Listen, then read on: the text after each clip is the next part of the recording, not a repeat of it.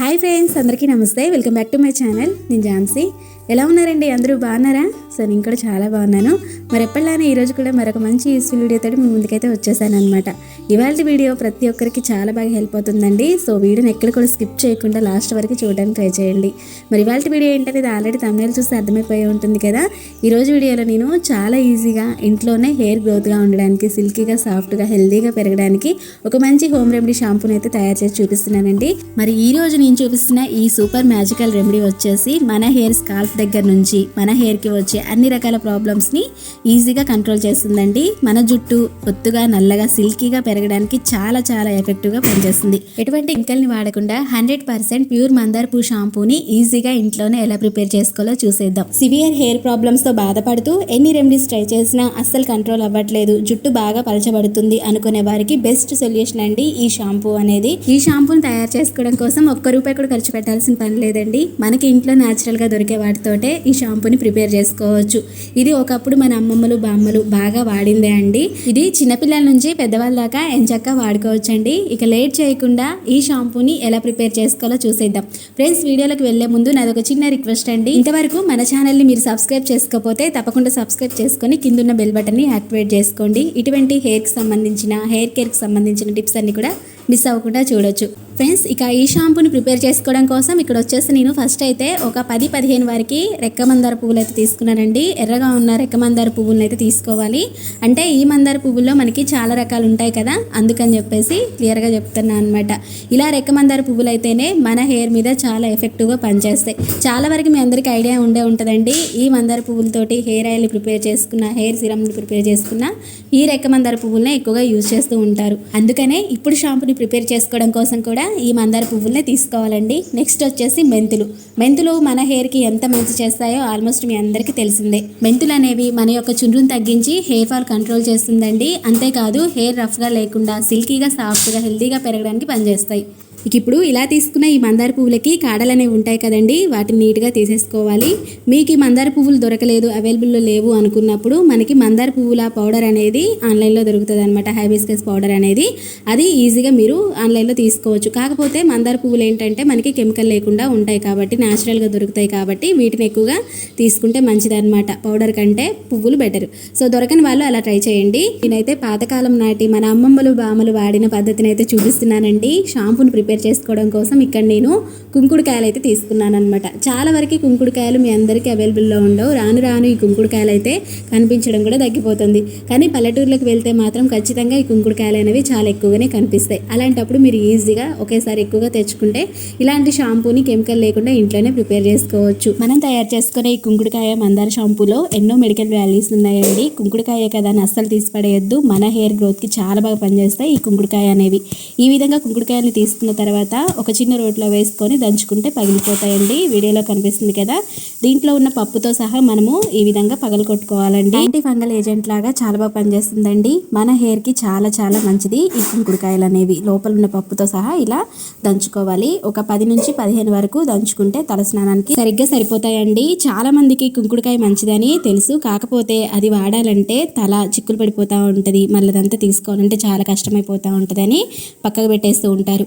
ఇక్కడ నేను చూపించే పద్ధతిలో కనుక మీరు షాంపూని ప్రిపేర్ చేసుకున్నారంటే జుట్టు అసలు చిక్కులు పడదండి. ఎప్పుడంటే అప్పుడు తలస్నానం చేసేటప్పుడు ఈ షాంపూని ఎంచక్కా యూజ్ చేసుకోవచ్చు. ఈ విధంగా కుంకుడుకాయలని ఒక గిన్నెలో వేసుకున్న తర్వాత కొద్దిగా వాటర్ని పోసుకోవాలండి. ఒక గ్లాస్ వాటర్ని పోసుకొని స్టవ్ ఆన్ చేసుకొని గ్యాస్ని మీడియం ఫ్లేమ్లో పెట్టుకొని ఒక 5 నిమిషాల పాటు బాగా మరిగించుకుంటే సరిపోతుంది. 5 నిమిషాల తర్వాత స్టవ్ ఆపేసుకొని పూర్తిగా చల్లారేంత వరకు ఆగాలి. అప్పుడే మనము కుంకుడుకాయ రసం తీయగలుగుతాం. వేడిగా ఉన్నప్పుడు తీయలేమండి.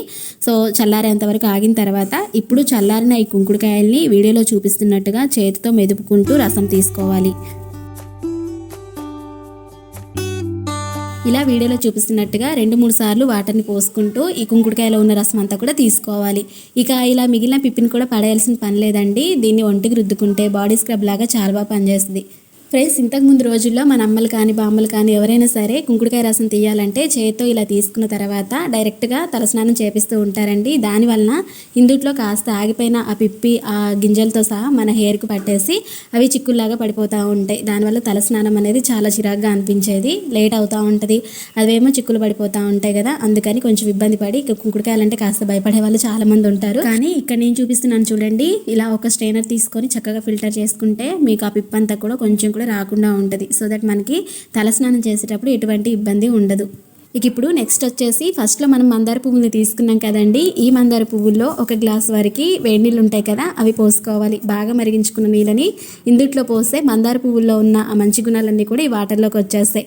ఇక స్టార్టింగ్లో చూపించాను కదండి మీకు మెంతులు, ఈ మెంతుల్ని కూడా ఒక 2 టేబుల్ స్పూన్స్ వరకు ఇందుట్లో వేసుకొని ఒక ½ అన్ అవర్ పాటు అలా పక్కకు పెట్టి వదిలేసేయండి. ఇంకా ప్రాసెస్ ప్రతిసారి చేయాలా అంటే అవసరం లేదండి. మీరు ఈ షాంపూని ఒక్కసారి ప్రిపేర్ చేసుకున్నారంటే 6 మంత్స్ వరకు ఎంచక్కా స్టోర్ చేసుకోవచ్చు. కాకపోతే ఇందుట్లో మందార పువ్వులు యాడ్ చేసుకుంటున్నాం. అలానే కుంకుడుకాయ కూడా న్యాచురల్గా దొరికింది కాబట్టి బయట కాకుండా ఫ్రిడ్జ్లో స్టోర్ చేసుకోండి.